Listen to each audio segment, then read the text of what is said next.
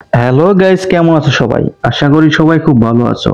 তো guys, one পিসের কিন্তু চ্যাপ্টার নম্বর 1151 এর স্পয়লার চলে এসেছে। তো আর বেশি কথা না বলে চ্যাপ্টারটা রিভিউ হয়ে যাক। চ্যাপ্টারটা শুরু হয় সেখান থেকে যেখানে চ্যাপ্টার নম্বর 1150 শেষ হয়েছিল।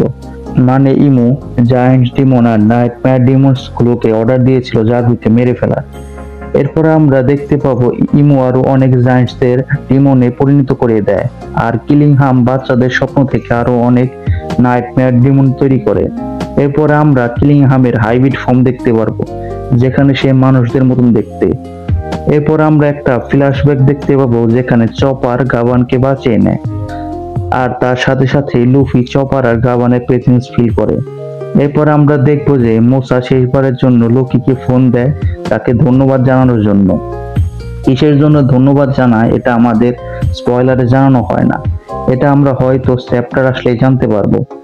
এরপরে লুফির গ্রুপ চপার আর গাবানের সাথে এক হয়, আর কথায় কথায় লুফি এটাও জানতে পারে যে গাবান আসলে রজার্স পাইরেট ক্রুর একজন মেম্বার। এরপরে কেউ বলে গাবান হলো আসলে রজার্স পাইরেটদের থার্ড স্ট্রংগেস্ট মেম্বার। এটা শুনে গাবান বলে আমি সেকেন্ড স্ট্রংগেস্ট মেম্বার।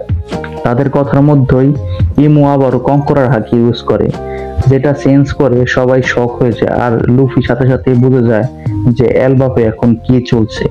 আর চ্যাপ্টার শেষে লোকি বলে আমার পাওয়ার সবার প্রয়োজন, আর বাকি সবাই ইমুর সাথে ফাইট করার জন্য তৈরি হয়ে যায়। আর এখানে চ্যাপ্টারটা শেষ হয়ে যায়।